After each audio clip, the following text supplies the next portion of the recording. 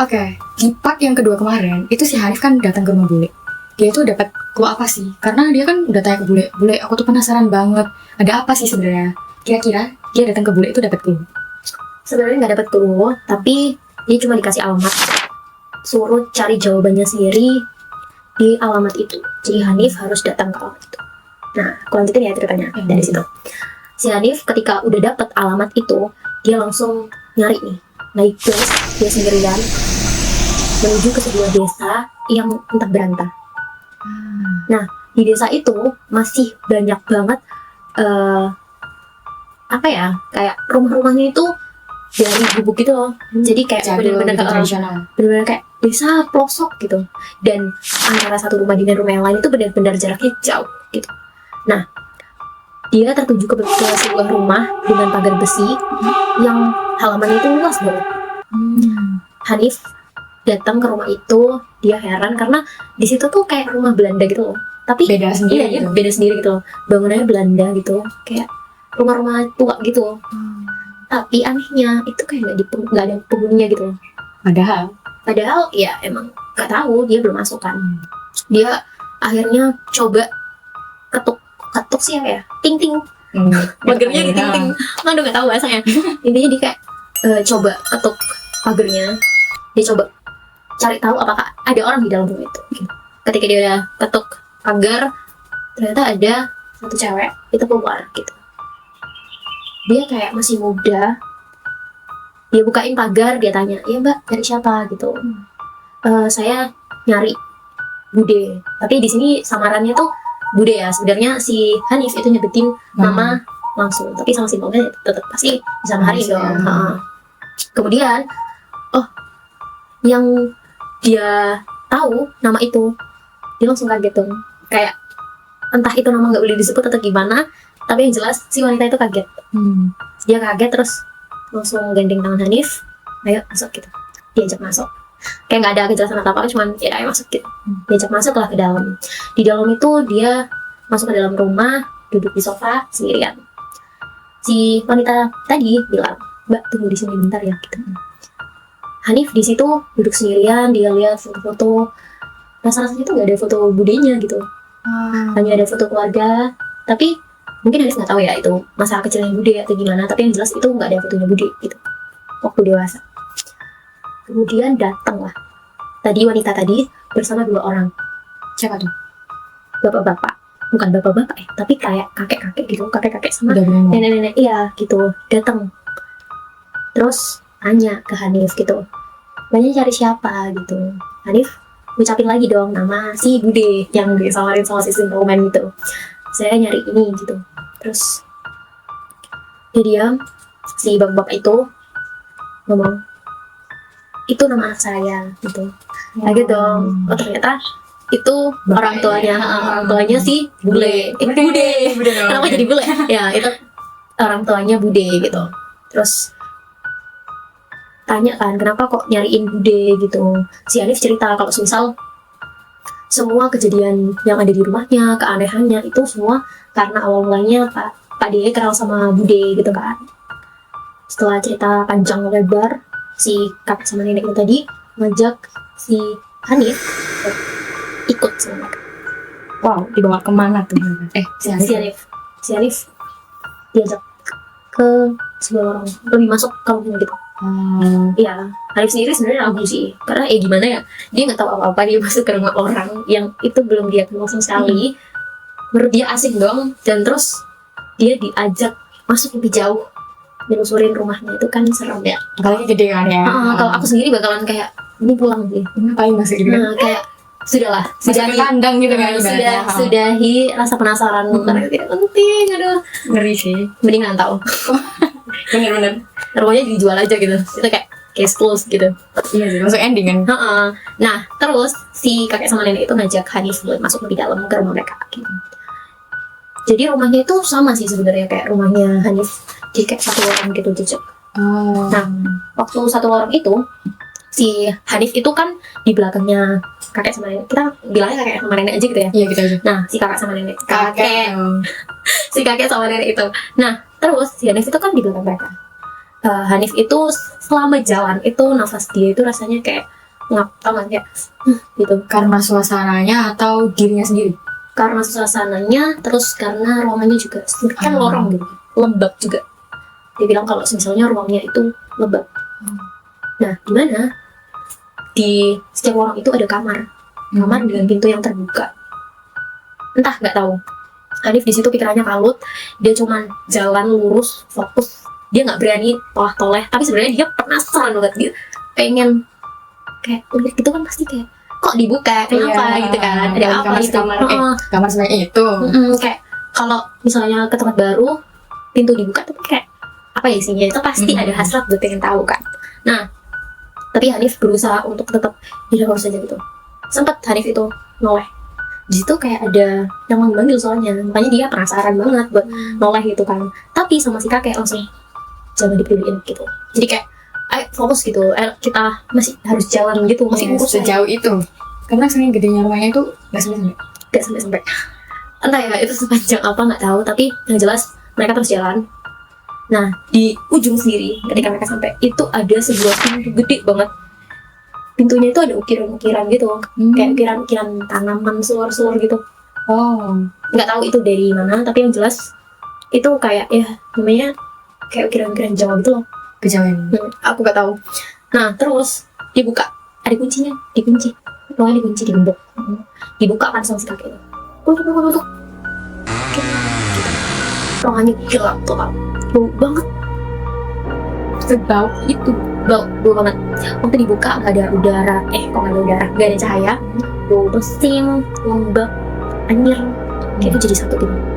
Dan itu suasananya, aduh, gak bisa bayangin kenapa kok ada ruangan kayak gitu di rumah sebesar itu. Terus Hanif itu sadar ternyata di dalam ruangan itu ada Bude.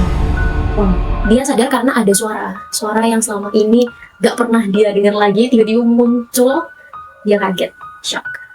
Terus suara itu ketawa. Nah, si kakek ini kan bawa tongkat ya. Nah, tadi waktu datang itu bawa tongkat, seolah-olah dia nggak bisa jalan gitu. Tapi sebenarnya kakek itu bisa jalan. Tongkat itu tuh buat kayak senjata gitu loh.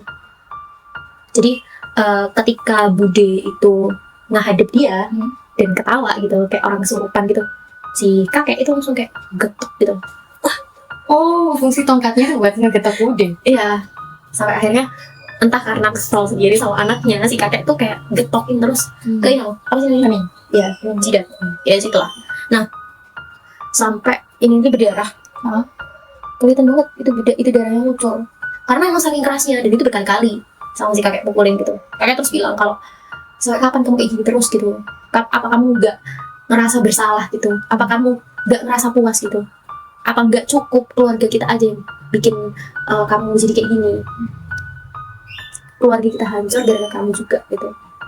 Kayak itu problem keluarga gitu loh. Jadi si Budenya emang problematiknya nggak cuma ke keluarga si Hanif aja. Jadi kayak awal mulanya itu karena emang dari keluarga gitu loh. Terus hari itu kecewa banget gitu sama Bude. Kamu nggak cukup tahu hancurin keluarga kita. Kenapa harus keluarga orang lain juga kamu hancurin gitu. Terus itu sambil mukul-mukul tuh, itu benar-benar darah ngucur.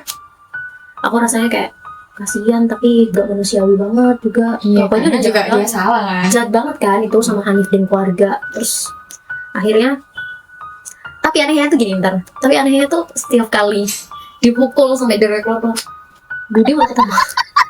Dia itu bukan Bude nggak sih? Aku ngerasanya Bude masokis. Weh, kita Bude be like fitnah itu guys. Tapi emang benar-benar ngucur itu darahnya gitu. Hanif pun nggak bisa lihat lagi gitu loh, karena emang bener gak kuat sama bau pesing lembab anjir itu campur jadi satu. Terus akhirnya setelah tahu Budenya di situ dengan segala macem keanehan di ruangan itu, Bude itu mau berdiri, mau kayak bangkit kan nggak bisa karena emang udah di kerangkeng tuh kayak gini loh. Dipasung. Ya, kayak tangannya kesana-sana terus pasung ya itu. Pasung bawah sih sebenarnya. Kayak ininya di lantai semua gitu. Ya, di lantai semua gitu. Nah, itu sampai kayak disiksa gitu. Kan di lantai kan disiksa dong. Nah, setelah Hanif tahu itu dan setelah tahu keanehan itu, kakek udah bilang udah cukup gitu. Langsung ditutup pintunya, dikunci. Mereka balik ke ruang depan. Nah, di ruang depan baru kakek jelasin semuanya satu persatu. Jadi dulunya itu si Bude sebelum kenal sama Pak D itu dia punya suami. Oh, dia janda menikah lagi. Yes. Nah, dia itu punya suami. Tapi baru setahun pernikahannya dia kehilangan suaminya. So sad Sedih sih. banget. Jadi Terus? kayak karena dia nggak ikhlas atas kepergian suaminya, dia melakukan puasa surut. Buat apa? Jadi konon katanya dulu waktu masa penjajahan gitu, orang-orang yang ditinggalkan sama keluarga atau istri suaminya itu bakalan merasa tenang ketika mereka puasa surut. Jadi kayak itu puasa yang dilakukan untuk melupakan kesedihan mereka gitu. Nah, puasa surut itu dilakukan ketika waktu maghrib. Mereka itu bukan pakai, ya kalau misalnya kita muslim kan ya minum, makan, Gorengan. ya es buah, Rumah. iya kan mah enak banget, martabak telur. Nah, terus Lanjut. habis ini Ramadan. Iya lagi. Nah, tapi mereka siapa orang satu orang. Nah, tapi buat yang ngelakuin puasa surut itu di waktu maghrib bukanya itu buat ngeganjel perut itu makan tanah kuburan gitu. Seru. Nah, kakek bilang sayangnya budemu itu kecanduan. Oh, sandunya udah bukan narkoba lagi guys, karena batu-batan. Candu tanah kuburan. Wow. Nah, kayak gitu. Akhirnya karena kecanduan itu keterusan. Ya namanya orang kecanduan ya keterusan dong. Dari yang awal mulanya itu cuman bukan iseng ya, kayak dia saking sedihnya itu dia coba sekali, keterusan gitu. Mungkin karena dia sendiri udah sugesti gitu loh. Kan kalau orang dulu tuh kan kalau sugestinya kenceng itu jadi sebuah kepercayaan gitu. Mempengaruhi pemikirannya dia juga. Betul. Terus waktu dia oh ya, kakek juga bilang kalau sebenarnya si siapa namanya Bude itu dulunya punya anak. Oh, udah sempat. Sama si Pak D. Tapi Adanya Hanif. tapi sayangnya keguguran. Ya gimana nggak keguguran, orang makan tanah kuburan gimana sih? Enggak sih, nggak dapet gizi, nggak dapet asam. Sayangnya belum lahir, nggak dapet makan gratis. Lain kan dapet ya. Iya. Nah, tapi akhirnya anaknya itu juga mati kan? Kasar banget, meninggal. Akhirnya anaknya tuh meninggal dan Pak D itu bilang, Bude itu bilang kalau semisal ini semua juga dia lakuin karena selain puasa surup itu karena suaminya dulu, itu juga karena si anaknya. Kan dia kehilangan anak nih. Jadi makin bertambah sedihnya dia. Nah, dia ngasut Pak D buat ngajak ikutan, kan kehilangan anak. Gitu. Itu awal mulanya si Pak D mulai nggak makan nasi, mulai jarang ikut makan keluarga, kayak gitu-gitu. Alasannya begitu ternyata. Jadi si Hanif itu akhirnya tahu semua masalah yang ada itu karena puasa surut yang dilakukan oleh Bude gitu. Setelah dari situ sebenarnya nggak ada kelanjutan lagi sih dari Simple Man. Kayak terakhir itu penceritaan yang ditulis sama Simple Man itu dari Hanif yang udah tahu semua masalahnya dari Bude. Tapi selanjutnya itu nggak ada kelanjutannya gitu loh. Simple Man belum berani untuk nulis lagi karena katanya belum 1000 hari Si Pak D. Pak D meninggal. Kan di sini kan kayak yang kayak gentayangan cerita gitu ya. Yang gentayangan itu kan si Pak D, bukan Bude. Bude buktinya masih hidup gitu. Meskipun Iya udah sih. zombie. Iya sih. Jadi Simple Man belum berani untuk menceritakan karena emang belum 1000 hari gitu. Ya gitu aja sih sebenarnya cerita dari kita. Sebenarnya banyak banget ya, panjang banget dari part 1, 2, 3 gitu. Dan terima kasih buat kalian yang selalu nungguin cerita-cerita dari kita gitu. Meskipun ini masih episode perdana ya, itu Masih perdana. tapi udah berpart. Emang kita sengaja buat nyiapin yang panjang biar kalian selalu ngikutin kita sih. Oke, sekian dari kita. Yes. Kurang lebihnya mana? Enggak, ini presentasi banget. Oke. Tutup dong. Jadi, karena kita udah menyelesaikan cerita kita, Ya betul. mungkin teman-teman ada request. Kalau mau request bisa tulis di kolom komentar ya. Betul. Mau ceritain apa gitu. Mungkin kalian punya cerita horor yang mau dibacain? Boleh banget. Kirim gimana? kirim ke DM boleh nggak? DM boleh nggak? Oh boleh, DM boleh guys. DM IG-nya Senja ya. Kita selalu open ya. Ya, oke. See you next Episode dari Sensor Senja Horror. Bye.